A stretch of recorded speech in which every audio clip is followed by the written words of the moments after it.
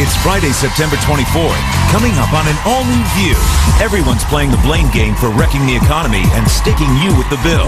So an expert is exposing who really caused the financial mess we're in right now in Hot Topics.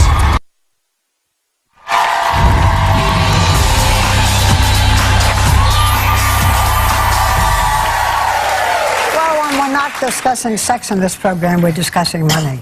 Republicans and Democrats and Wall Street are all playing the blame game about the financial collapse. So who's responsible and what do we do about it? We are going to put this question to an expert to find out who the real culprit who put us in this mess is, and he's the author of Master Your Debt, Jordan E. Goodman. Welcome, Mr. Goodman.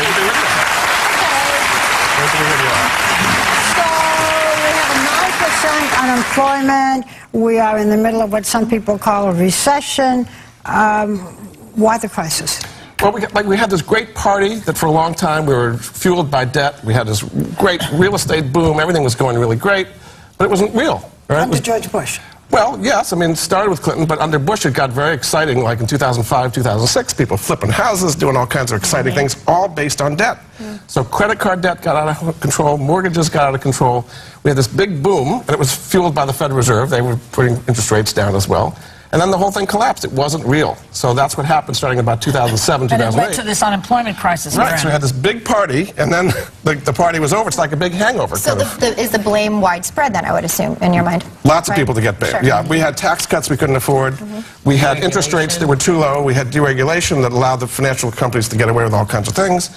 People took on debt they just could not possibly afford, and now it's a real burden. It's like this big albatross over people, and they don't know how to do it. So that's like the burden we have to get rid of right now is this huge debt. Well, last year, President Obama launched a, $800 billion stimulus plan. It doesn't seem to have worked. Well, nobody seems to be happy about it. The vast majority of that money went to keep public service workers in their jobs, which isn't a bad thing, but teachers and, firemen, policemen, all that, they would have lost their jobs. They kept their jobs, but it didn't, stimulate a huge number of jobs. This was not like Roosevelt and the CCC or something, and huge amount of infrastructure being built. It gave you that impression, but that's not in fact what happened. So Paul Krugman, one of the best economists we have, he says it was not big enough, the stimulus. Well, not enough, because we now have this new $50 billion infrastructure they're proposing plan, right? $50 billion for so now additional... they're fixing that. They're adding now. Well, they're proposing. I doubt it's going to go through, but Really? President Obama's proposing $50 billion in infrastructure, another $100 billion R&D tax credit. But it didn't work that well last time. That's why the Tea Party, I think, has come up and saying, if we spent $800 billion, why are we going to do this more? There's a lot of revolt against that. They're mad about bailing out the banks, too. Go ahead. But with all of this going on, what can be done now? Lots of things. I'm glad you asked. Because it's not hopeless. There are things you can do. The first thing I mentioned, debt, is the big problem. Okay? So people have this huge amount of debt. So we've got to help people get out of debt. So the first thing is credit card debt. Okay? There are legitimate, non-profit credit counseling places that can help people get out of debt. My favorite place is called Cambridge Credit Counseling. Their website, cambridgecredit.org. Notice they're a .org. And what they do is they lower your debt to like 6-7% interest rate and help you get out of debt. What about not getting into debt, too? Well, some people are doing that, but this is for a lot of people who have debt, who are just stuck in this kind of treadmill. That's the first thing. Second thing is mortgages.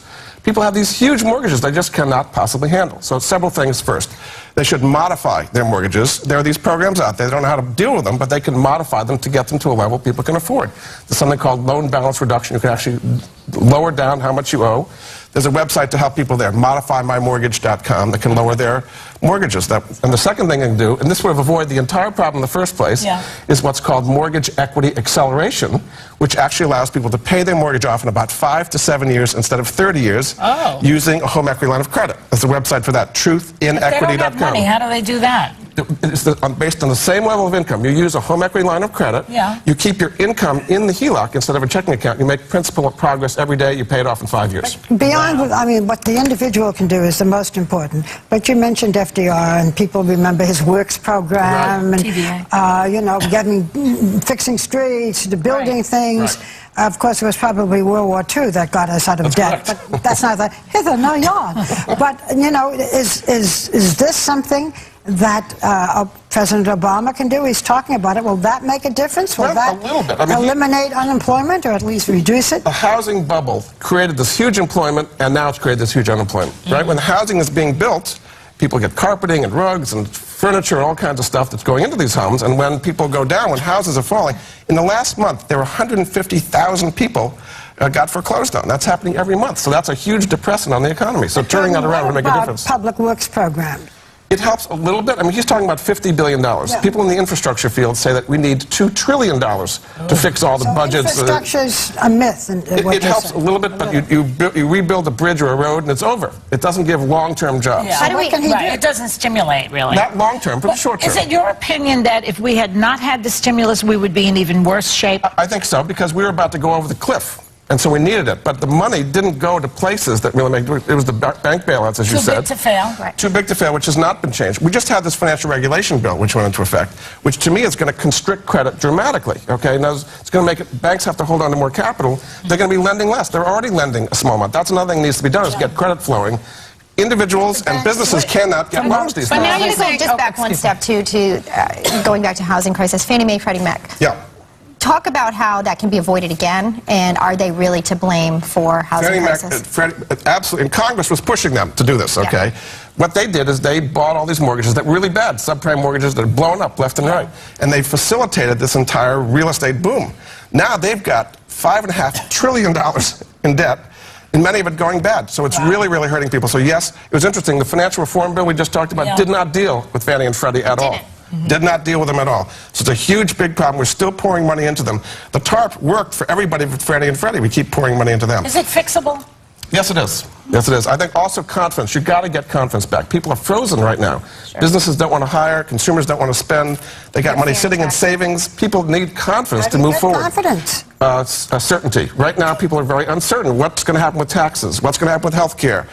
You know, there's very uncertainty out there. Wow. Thanks to Jordan Goodman. And the book is called Master Your Debt. And we'll be right back with the adorable Terry Hatcher.